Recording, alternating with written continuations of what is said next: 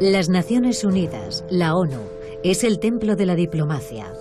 Fundada en 1945, es responsable de mantener la paz en todo el planeta.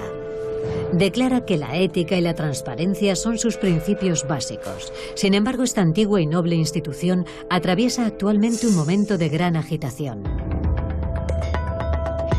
El expresidente de la Asamblea General de la ONU, John Ash, recibió sobornos por valor de 1 millón de euros. Era uno de los más estrechos colaboradores del secretario general Ban Ki-moon, que dirige la organización desde hace 10 años. Hoy, la ONU se ve afectada por múltiples escándalos. Su reputación se ha visto empañada por casos de corrupción, trata de seres humanos y despilfarro de fondos públicos. Al parecer, una parte iba destinada al propio adjunto principal. Oí que 12 millones de euros iban para él. La gente siempre ha sido codiciosa y sigue siéndolo. Por desgracia, la codicia sigue mandando en la organización. De puertas para adentro, algunos acusan a las Naciones Unidas de encubrir estos delitos.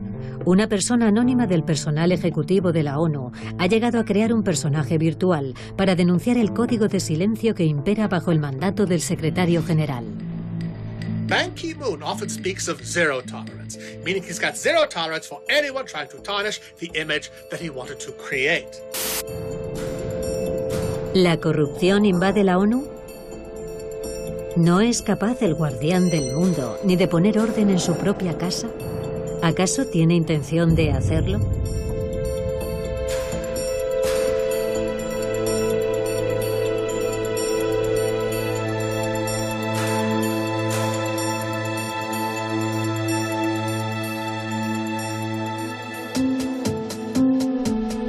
Al ser una organización humanitaria multinacional, la ONU funciona de manera parecida a una empresa. Casi nunca reparamos en el hecho de que para mantener la paz mundial se requiere una operación logística.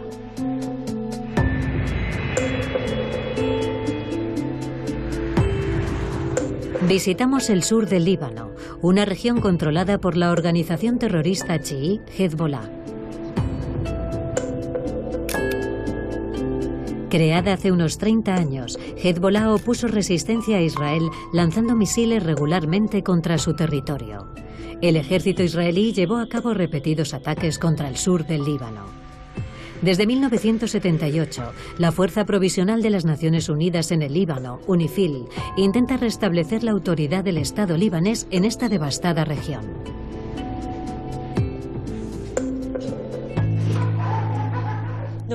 Justo detrás de esas montañas está Siria y hacia allá Israel. Por tanto, estamos en una zona muy inestable. El objetivo principal de la misión para restablecer la paz en la zona, después de múltiples enfrentamientos bélicos, es asegurar la frontera con Israel.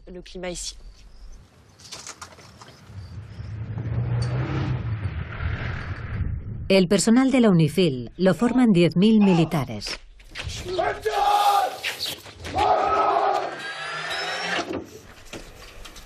Bien, esta es la ruta de patrulla. Carretera XS, carretera 1000, Víctor Charlie 16, Víctor Charlie 12. En caso de fuego de misil, intervenimos con fusil automático ligero en el área de sospecha. Si el lanzamiento se produce, abandonamos la zona lo antes posible para evitar una respuesta israelí.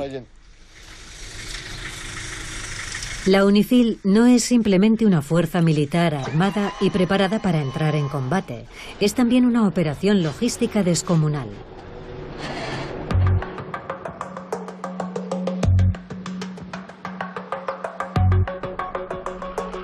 Todas estas personas necesitan comida y alojamiento. Para proporcionárselos, la ONU cuenta con miles de proveedores. Cada semana llegan toneladas de suministros por mar o en convoy. Estas mercancías las envían empresas privadas con las que la ONU ha firmado un contrato. Una jefa de logística nos muestra las distintas partidas de gasto, como el repostaje. ¿Quién suministra este combustible? Una empresa contratada por la ONU. ¿La ONU se encarga de suministrarles el combustible? Sí, correcto. Para el abastecimiento de los campamentos del Líbano, la ONU concedió una licitación de 3 años a una empresa petrolera radicada en Beirut, con un contrato de 68 millones de euros. Una base de la ONU también incluye alojamiento, a menudo en forma de contenedores habitables como estos, que suministra principalmente la empresa italiana Corimec. Este es el típico dormitorio de todos los soldados de la fuerza. Aquí duermen 2 personas, pero podrían ocuparlo 3 o 4, añadiendo mobiliario. ¿Y cómo llaman a esta clase de alojamiento? Informalmente Corimec, que es la marca de estos contenedores que se utilizan en los campamentos. El último pedido de estos contenedores que hizo la ONU a la empresa fue por valor de 6 millones de euros. Para dar de comer a las tropas, cada semana se necesitan toneladas de provisiones. ¿La comida se trae de Beirut y también desde otros países? Sí, de muchos lugares, en barco o en avión. ¿De todo el mundo? De todo el mundo, prácticamente. Los yogures, por ejemplo, vienen de Croacia. La carne de España. De España y Croacia, normalmente. ¿Eso qué es? Es queso Gouda. ¿Es un producto básico? Pues sí. Se come mucho queso.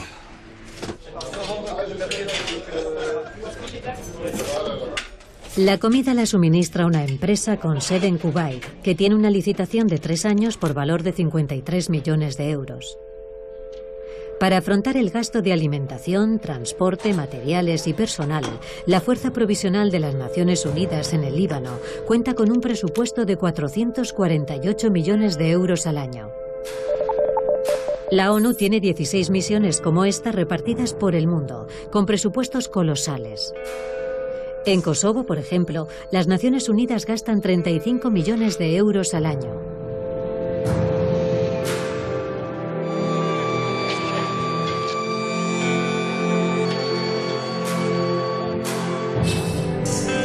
En Darfur, Sudán, cada año se destinan 1.000 millones de euros para asegurar la región, después de una guerra civil y un genocidio. Incluso en Haití invierten anualmente 340 millones de euros en la estabilización del país.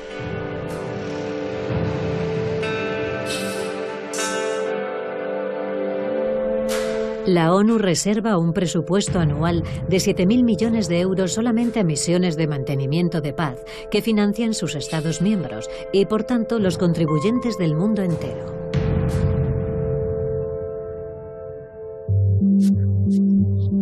Estos miles de millones se gestionan en la sede central de la ONU en Nueva York, concretamente en la División de Adquisiciones.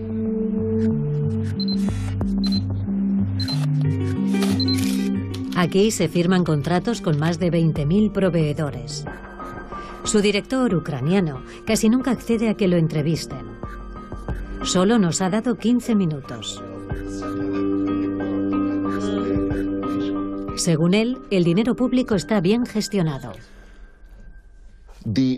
El principio fundamental de las adquisiciones de las Naciones Unidas es el principio de la relación óptima, costo-calidad. No compramos lo más barato, pero tampoco lo más sofisticado, por ejemplo. Buscamos algo que esté en un término medio. Se determina el valor, se acude al mercado, se busca la fuente de aprovisionamiento adecuada y se trata a todo el mundo con equidad y transparencia. Así es como la ONU intenta trabajar. Fantastic. La ONU impone un estricto código de conducta a sus proveedores. Las Naciones Unidas esperan que sus proveedores se esfuercen por superar las mejores prácticas internacionales y sectoriales. Y en el apartado dedicado a la corrupción, las Naciones Unidas esperan que sus proveedores cumplan las normas más estrictas de conducta ética y moral. La División de Adquisiciones convoca periódicamente a sus proveedores para que asistan a seminarios donde les recuerdan las normas. No se nos permite grabar ninguno, pero hemos conseguido fotografías de uno de ellos, celebrado en 2015. En estas conferencias se detallan las necesidades de la ONU y se celebran reuniones previas a la firma de contratos.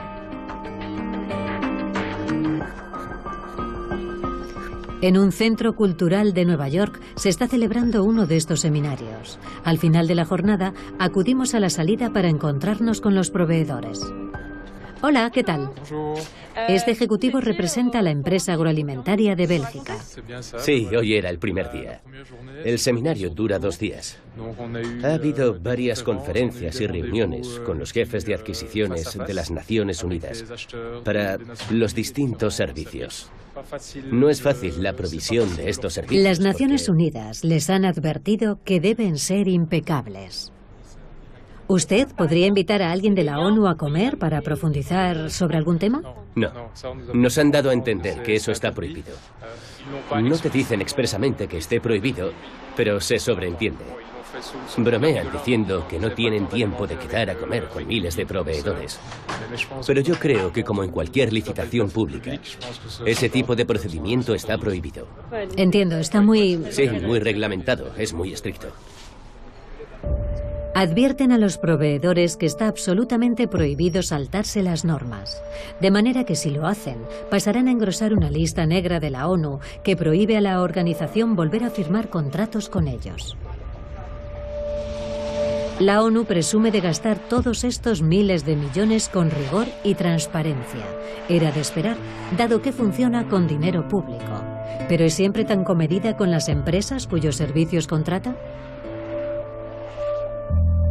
En Haití, en 2010, un gran escándalo dejó al descubierto sus deficiencias. Las consecuencias fueron dramáticas para un país que ya atravesaba graves dificultades para recuperarse del terremoto ocurrido unos meses antes.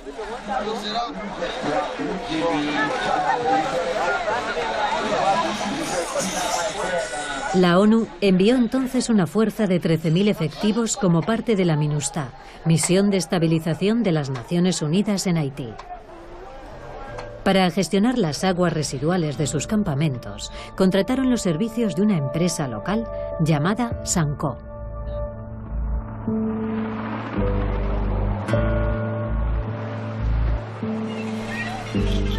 Nos dirigimos a Mirebalais, en el centro del país, a 50 kilómetros de la capital. Este campamento, ahora abandonado, fue asignado a los pacificadores de la ONU y Sanco debía tratar sus aguas residuales.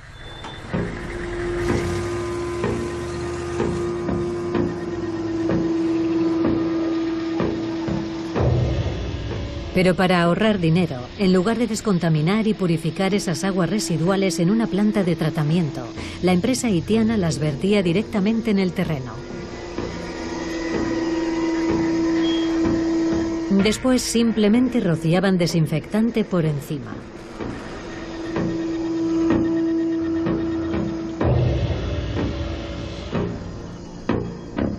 Este agricultor vive a pocos metros del hoyo donde se vertieron esas aguas residuales. Durante meses tuvo que vivir en un entorno pestilente. Retrete. Retrete. Ahí tiraron los excrementos. ¿Qué empresa era? Sanco. Vino el camión, vació todo el tanque en el agujero y se largó. ¿Lo taparon después? No, para nada. ¿Se quedó así, al aire libre? Sí, como lo estáis viendo. Los excrementos se filtraron y llegaron al río. Con la acción de las lluvias, las heces han contaminado el agua del río que fluye más abajo. Y ese río desemboca en uno de los principales cursos fluviales de Haití, que la población utiliza para lavar, cocinar y beber. Para empeorar las cosas, en este campamento varios de los nepalíes de la Fuerza de Mantenimiento de Paz de la ONU eran portadores de cólera y el virus se propagó rápidamente por todo el país. En octubre de 2010, una epidemia sin precedentes se extendió por todo Haití. El cólera, que pensaban que había desaparecido de la isla hacía un siglo, de repente estaba matando a un individuo tras otro en cuestión de horas. En 3 años, la epidemia se cobró la vida de casi 9.000 personas. Según varios estudios científicos, la epidemia de cólera en Haití es directamente atribuible a miembros de las fuerzas de mantenimiento de paz de la MINUSTAH. Expertos de la ONU reconocieron en un informe sobre el brote de cólera que las condiciones de higiene en el campamento de Mirebalais eran deficientes.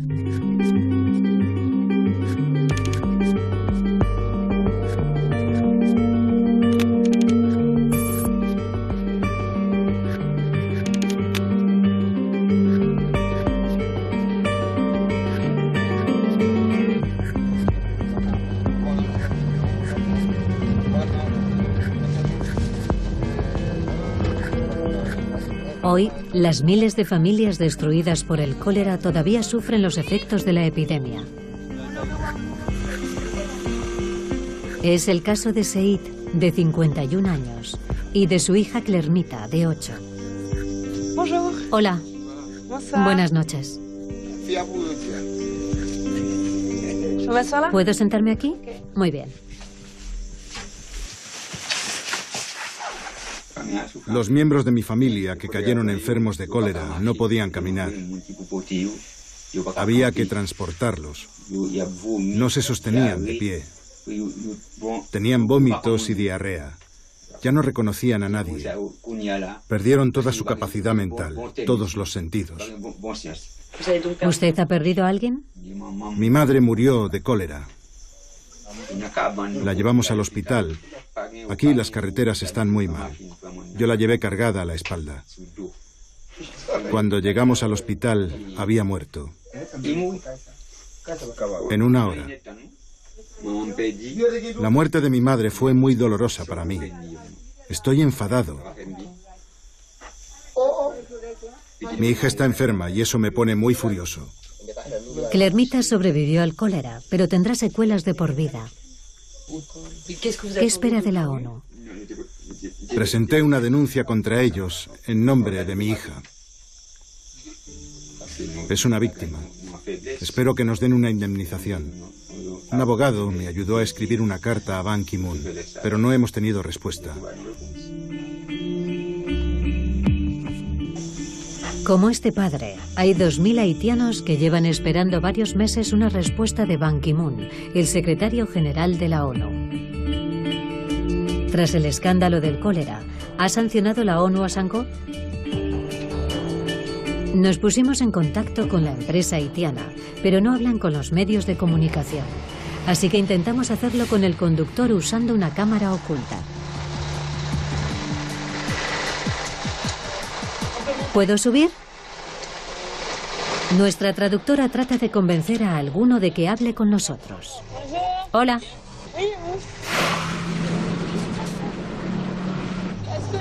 ¿Fue sancionada la empresa por la MINUSTAH? ¿O en realidad no lo fue? No, en absoluto. Sanko trabajaba con la MINUSTAH antes del cólera y siguió trabajando para la MINUSTAH después del brote de cólera. ¿Han cambiado recientemente su conducta con Sanko respecto a la calidad del servicio? No, no ha cambiado nada. ¿Ningún cambio? ¿Ni siquiera después del cólera? No. Después de la epidemia de cólera, la ONU siguió firmando contratos con Sanko, como demuestran estos documentos. En agosto de 2012, por ejemplo, concedió una licitación a la empresa por valor de $420.000, casi 370.000 euros. Hey, my family's been a contractor for the UN for a long time. We do a lot of business together.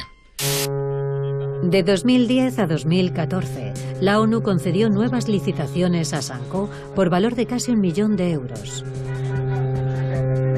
¿Cómo es posible que una empresa implicada en un escándalo sanitario que ha causado la muerte a más de 9.000 personas siga dando servicio a la ONU? Volvemos a Nueva York para plantear esta pregunta a la División de Adquisiciones, supuestamente la responsable de vigilar las prácticas empresariales. A su director no le agrada que les pongan las contradicciones de la ONU. ¿Por qué trabajan con Sanko si está relacionada con la epidemia de cólera en Haití? ¿Con el cólera en Haití? Hasta donde yo sé, Sanko no figura en la lista de proveedores de las Naciones Unidas desde hace algún tiempo.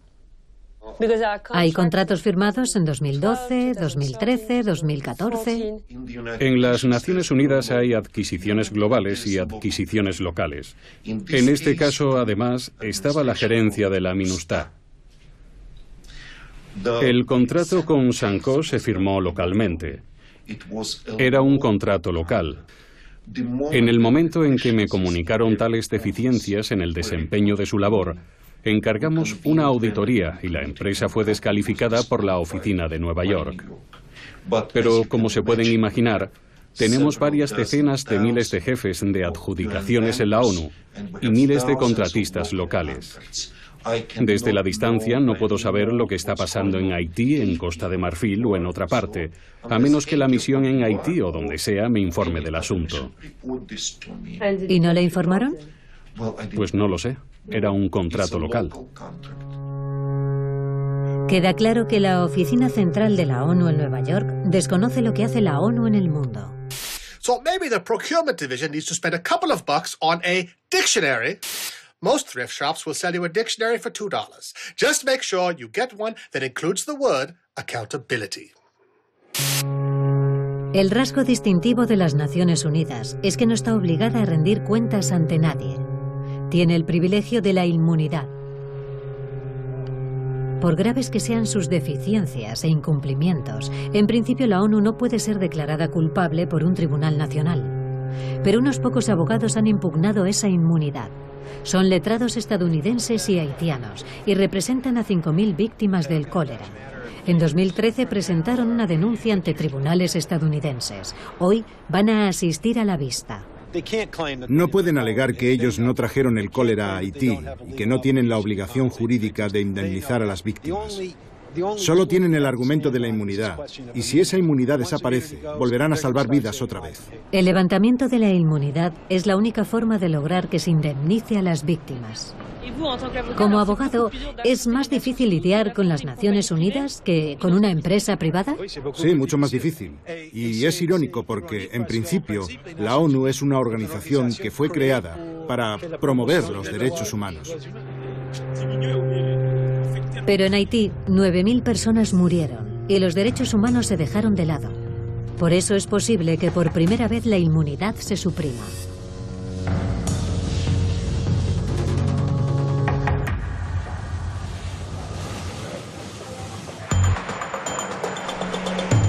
Cada día se pisotean valores morales en la ONU. El dinero público a menudo se despilfarra o se malversa. Hemos hablado con funcionarios y empleados de la ONU en todo el mundo. Sus testimonios son reveladores. Despilfarro, corrupción, trata de personas. En Haití, por ejemplo, es habitual el derroche de fondos.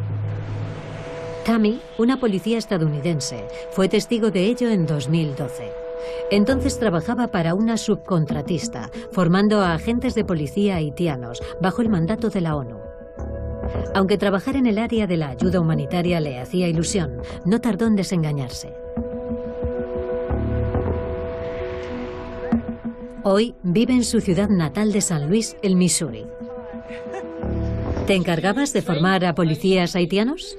En realidad no. Se suponía que hacíamos funciones de tutoría y supervisión, pero no los orientaba mucho porque apenas los veía, a pesar de que estábamos en la misma comisaría. Solo una vez vi a la policía haitiana en un coche y les hice una foto. ¿Y cómo pasaba el día entonces? Me pasaba las horas muertas en el ordenador jugando por internet, o jugaba al dominó con los cascos azules jordanos. Y eso era todo. Yo lo puse en conocimiento de mi contingente, el contingente estadounidense, y me dijeron que nuestra misión era esa nada más, que así era la misión. ¿No hacer nada? Básicamente sí. ¿Cuánto le pagaban? $124.000 al año en total. PAE, la empresa contratista, pagaba casi la mitad y la ONU el resto. ¿Entonces era un despilfarro? Un despilfarro total. Este ejemplo no es un caso aislado. En Darfur, la ONU tiene empleadas a 20.000 personas y dilapida millones de euros cada año. Conseguimos contactar con un funcionario de la ONU que trabaja sobre el terreno. Lamenta la irresponsabilidad de sus colegas. El 80% de las personas que integran la misión no trabajan. Ni siquiera saben por qué están ahí. Me siento fatal por todo el dinero que están aportando los donantes y por los millones de dólares que no se gastan como es debido. ¿Cuáles son los mayores derroches que se hacen? En la actualidad, el mayor despilfarro se hace en los recursos de transporte aéreo. A veces lo usan como un servicio de taxi. Se hacen vuelos en helicóptero hasta una base de operaciones con solo 1 o 2 personas a bordo, sin tener en cuenta que cada uno de esos desplazamientos cuesta unos $14.000. Fantastic!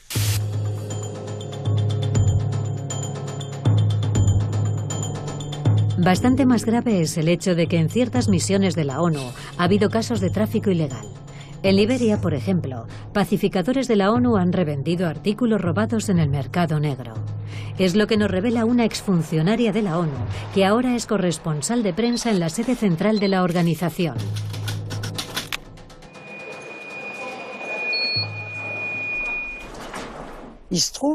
En una ocasión quería comprarme un ordenador portátil.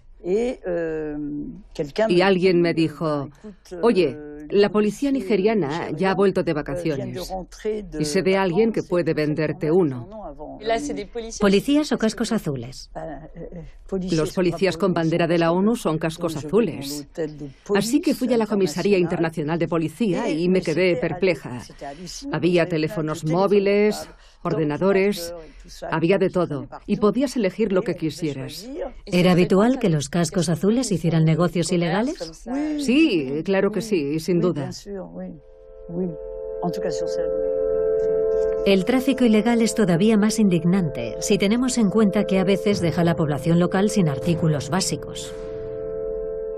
Me ponía mala porque de los contenedores cargados de arroz que mandaba el Programa Mundial de Alimentos, al final casi no llegaba nada de ese arroz a los campos para desplazados internos. Lo veías en los mercados, se revendía, igual que los medicamentos. ¿Quiénes lo revendían? Gente de la ONU encargada de supervisarlo y que estaba en el puerto. Eran los responsables de su distribución. Me parecía indignante. Y cuando hacía preguntas, en fin, no había respuesta. Pues vale. Fantastic! Anteriormente a este tráfico ilegal, eran habituales los robos, como en la misión en Haití. Fue lo que descubrió en los almacenes una antigua empleada que trabajó 3 años para la ONU. Robamos varias veces en los almacenes. Placas solares, baterías, discos duros.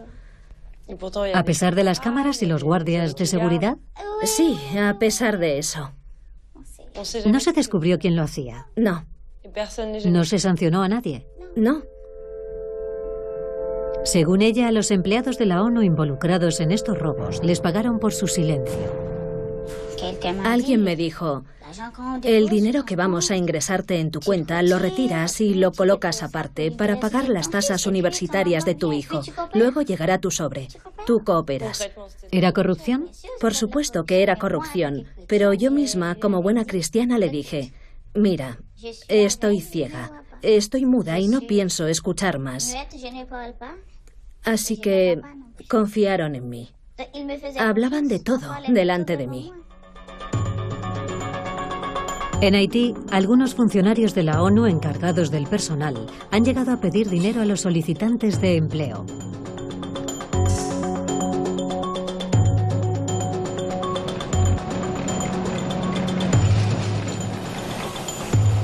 Nos reunimos con un testigo haitiano que trabajó 6 años para la MINUSTAH. La gente pagaba para trabajar allí. ¿En la MINUSTAH? ¿Por un puesto de trabajo? Sí. ¿Y quién les decía que tenían que pagar? El jefe de personal. A veces, la extorsión se repetía cada mes.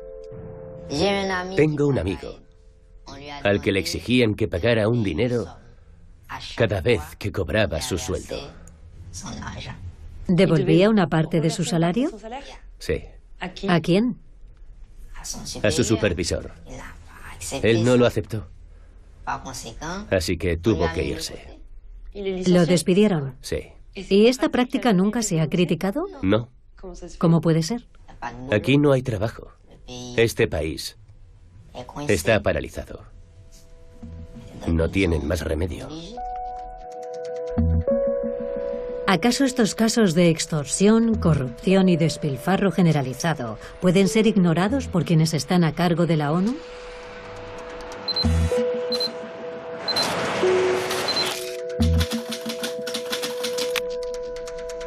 Planteamos estas cuestiones al director de la División de Adquisiciones.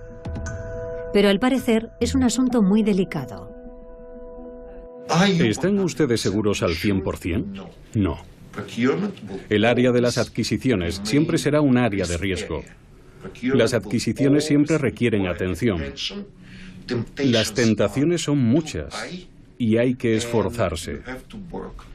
Me gustaría saber, para entender por qué a veces hay problemas, ¿me entiende? Porque... No. ¿Qué más tiene en su lista? Quiero saberlo todo antes de seguir grabando. Bueno, querría plantearle una última pregunta sobre el despilfarro. Sería una pregunta más bien general sobre el despilfarro de fondos. Por ejemplo, en Darfur, donde la gente dice que se han perdido infinidad de contenedores y que se malgastan millones. Y saber si para usted eso es un problema. Es mi última pregunta. Usted está haciendo un reportaje de investigación. Adiós. Chris, acompáñalos abajo. Es imposible plantear estas preguntas. Sin embargo, no es algo nuevo. En 2005 ya salió a la luz un gran escándalo de corrupción que sacudió las Naciones Unidas. Podría ser el mayor escándalo al que se ha enfrentado nunca la ONU. La información descubierta empañará su reputación y la de su secretario general, Kofi Annan. Petróleo por alimentos, el escándalo que sacudió la ONU. Así lo contó un periódico iraquí. Tras la invasión de Kuwait en el año 1990, la ONU impuso un embargo a Irak. Pero esta sanción mataba de hambre a la población iraquí. 6 años más tarde, la ONU autorizó a Irak a vender su petróleo para alimentar a su población. Se trataba del programa Petróleo por Alimentos.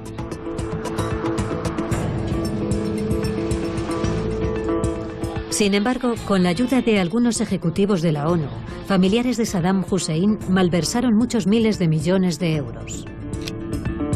En 2006, 2 años después del escándalo, la ONU dijo que repararía su error y estableció una unidad especial anticorrupción, presidida por un fiscal federal estadounidense.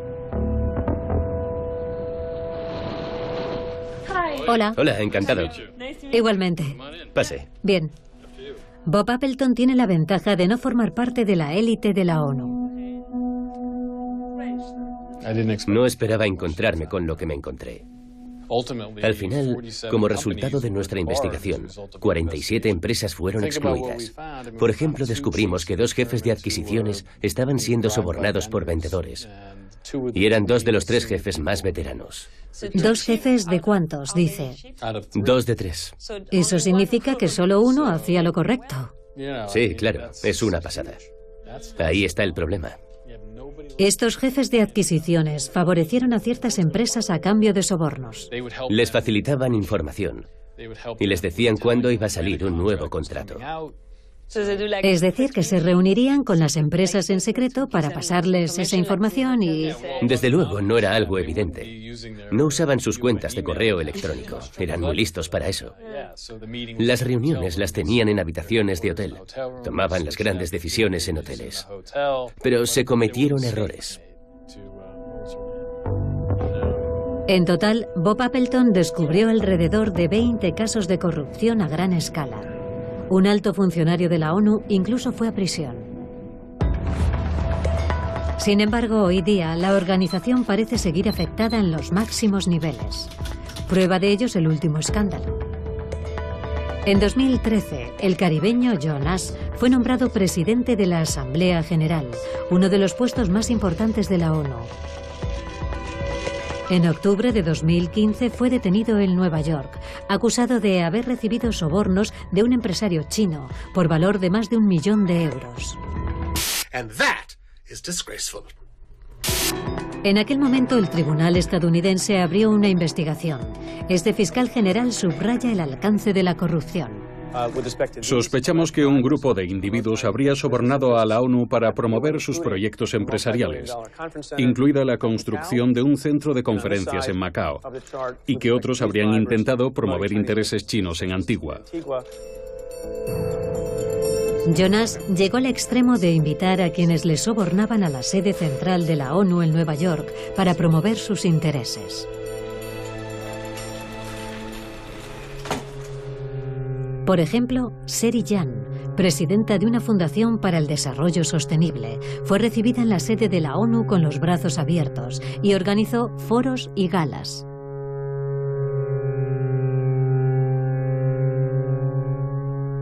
A este otro, un multimillonario chino, se le concedió el privilegio de ser presentado al secretario general.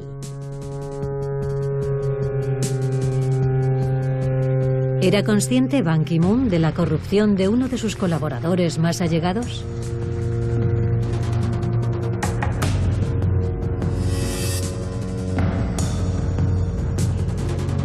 Dada la imposibilidad de hablar con el propio secretario general, se lo planteamos a su portavoz en una conferencia de prensa. El hombre abandona su habitual discurso seco y diplomático y empieza a titubear. Pronto habrá sentencias condenatorias en la causa de Jonas. ¿Cómo explica que exista semejante nivel de corrupción en el seno de la ONU? ¿En qué causa dice? Jonas.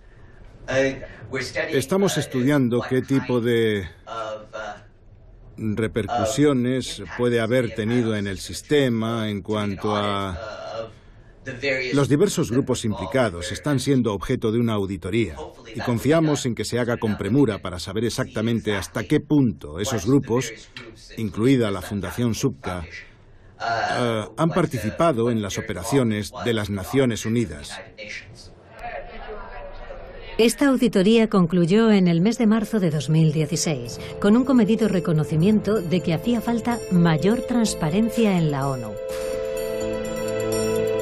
Jonas murió en junio de 2016, unos meses antes de su juicio. Habría sido condenado a 3 años de prisión.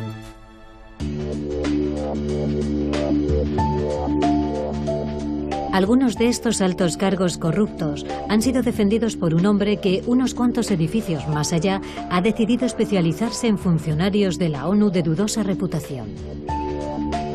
Arkady Buk es abogado y originario de Azerbaiyán.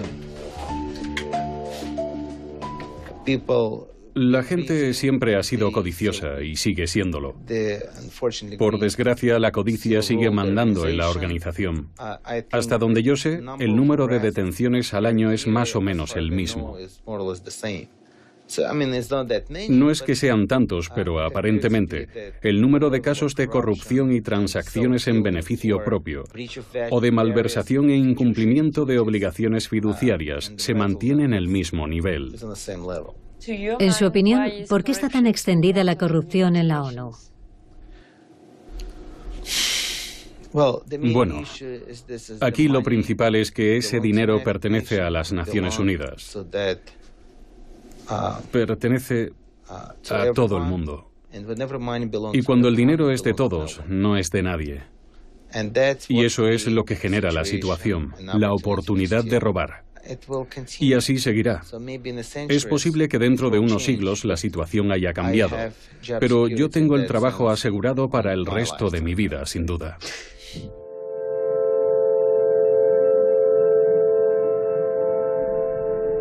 ¿Por qué la ONU es incapaz de erradicar la corrupción en su seno? ¿Acaso tiene intención de hacerlo? De acuerdo con Bob Appleton, Ban Ki-moon no tiene la menor intención de cambiar las cosas. Tras 3 años de actividad, la Unidad Especial de Anticorrupción fue disuelta. oficialmente por falta de actividad. ¿Por qué se desmanteló la Unidad Especial Anticorrupción? Porque hicimos nuestro trabajo. Debido a lo que averiguamos. No estábamos dispuestos a enterrar o a esconder lo que descubrimos. Informamos sobre lo que habíamos descubierto y pensamos que hacíamos lo correcto y que era positivo. En fin, no creo que la organización pensara que lo hacíamos por lealtad hacia la organización. Pero nosotros, desde luego, sí que lo consideramos así. Intentamos adecentar el lugar, despejándolo de individuos corruptos y empresas corruptas. ¿Y cómo reaccionó Ban Ki-moon? No quiso nombrarme para el puesto. No es que me despidiera. Mi contrato había expirado. Si hubiera tenido intención de supervisar algo, habría confirmado mi nombramiento. Ver que al final no ha salido nada de todo esto es una decepción muy grande. Antes de su destitución, Bob Appleton había publicado informes sobre casos de corrupción en Afganistán, Etiopía e Irak. Todos han quedado en papel mojado. We don't want no investigators poking around. We has commercial secrets to protect. Let me remind you, ladies, our deal is that when anybody snitches, you say that complaint is a management issue, and you don't do no investigating. Yeah. En la actualidad, para detectar casos de corrupción en la ONU, ya solo queda un equipo. La OSI, Oficina de Servicios de Supervisión Interna. Pero se ha mostrado ineficaz. Creada en el año 1994, tiene 325 empleados repartidos por el mundo. Este departamento sí nos permite grabar, pero nos cuesta acceder a sus cargos ejecutivos. Tenía una entrevista con la Oficina de Investigación de la ONU en ese edificio, pero acabo de recibir un correo electrónico y la cancelan sin más explicación.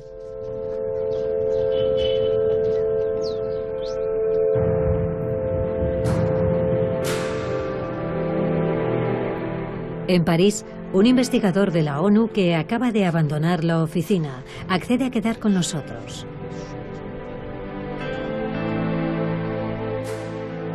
Cuando Peter Gallo entró en la OSI, comprendió que era imposible llevar a cabo su trabajo como era debido.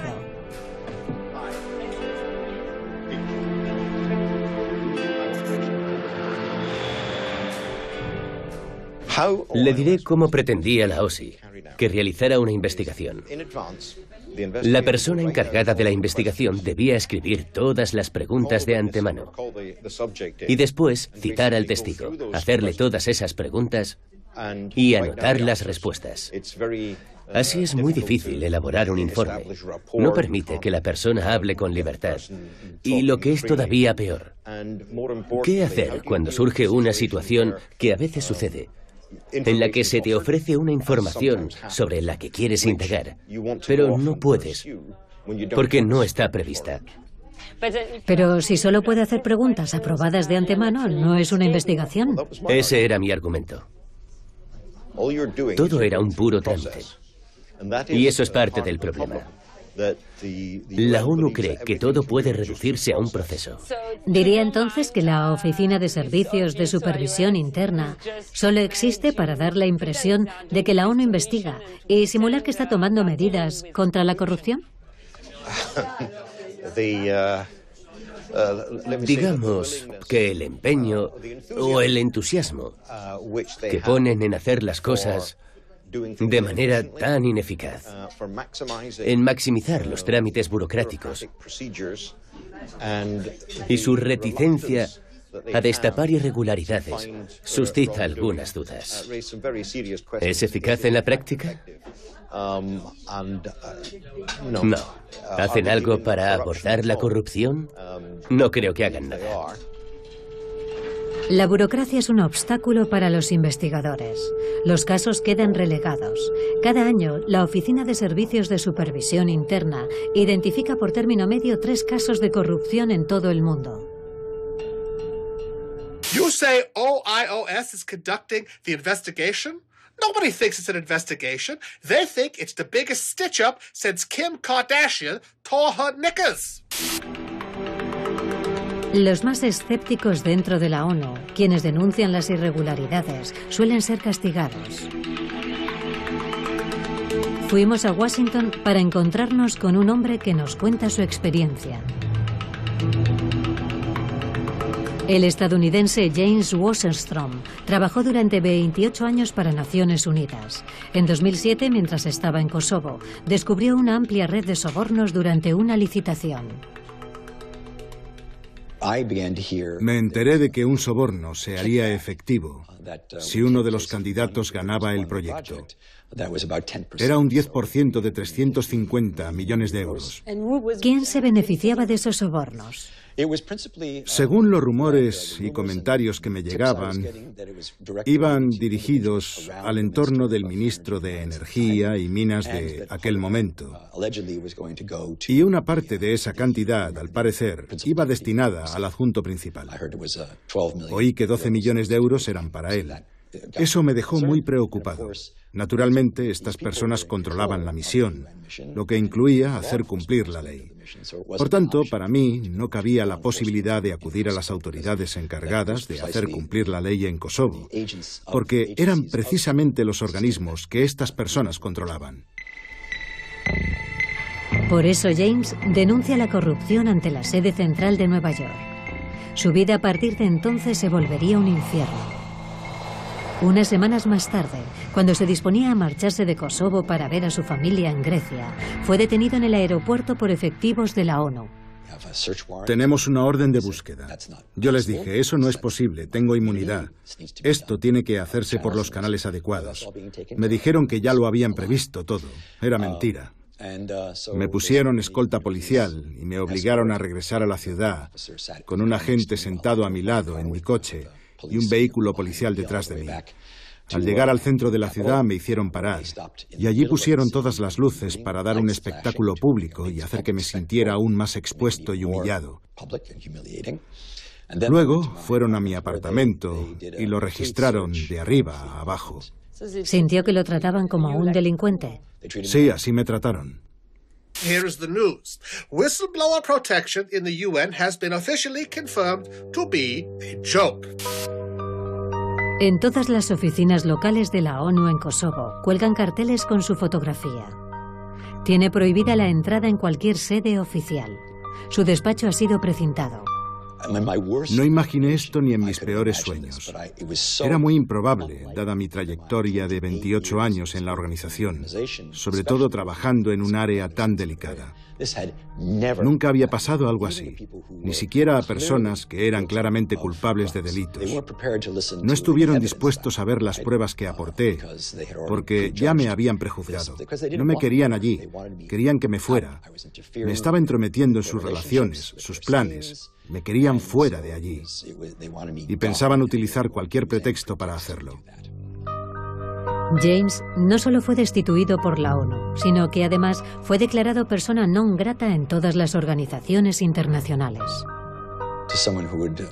Para alguien que había entrado en la organización por sus ideales y había hecho de ella su profesión, que me echaran a la calle como una basura, fue demoledor. Tuvo consecuencias graves para mí, no solo económicas, sino también psicológicas. No me cabe la menor duda. Fue un periodo sumamente doloroso. Tuve que reponerme para volver a ganarme la vida y sostener a mi familia. En 2008, James Wasserstrom llevó a la ONU ante los tribunales, pero solo recibió una indemnización de 13.000 euros en concepto de daños y perjuicios. Mucho menos que la pensión que reciben de la ONU sus trabajadores. Los funcionarios denunciados por James no han sido sancionados de ninguna forma.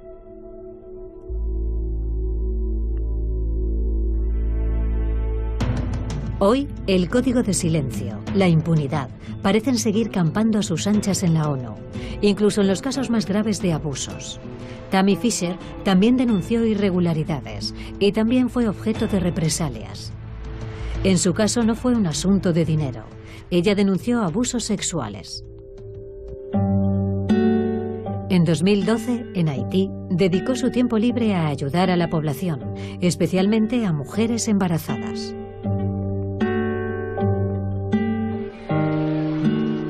Se hizo popular entre las haitianas. Estableció estrechos vínculos con ellas y se ganó la confianza de algunas.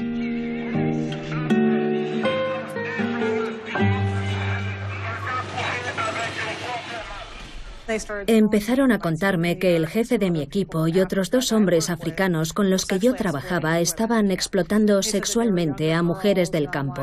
Dijeron que eran niñas. Me pareció increíble, me quedé atónita. ¿Gente que conocías? Sí. Así que llamé a otra estadounidense que era coordinadora y, por tanto, estaba un escalón por encima de un jefe de equipo y le conté lo que estaba pasando. En aquel momento habían salido a la luz escándalos sobre violaciones cometidas por cascos azules en Haití, pero también en otros países.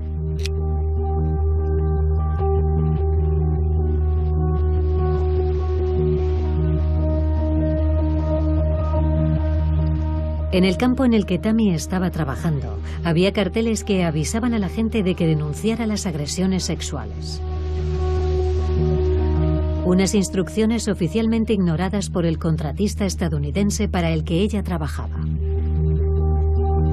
Naturalmente, habló con sus superiores, pero comprobó con estupor que no la apoyaban. Se nos envió a todos los miembros del contingente un correo electrónico donde decía que si denunciábamos otro caso de explotación sexual u otro delito sexual, nos íbamos todos a casa. ¿Eso qué significaba? Significa cierra el pico. Tammy denunció numerosos casos de abuso sexual. Su empresa decidió despedirla. La ONU no movió un dedo.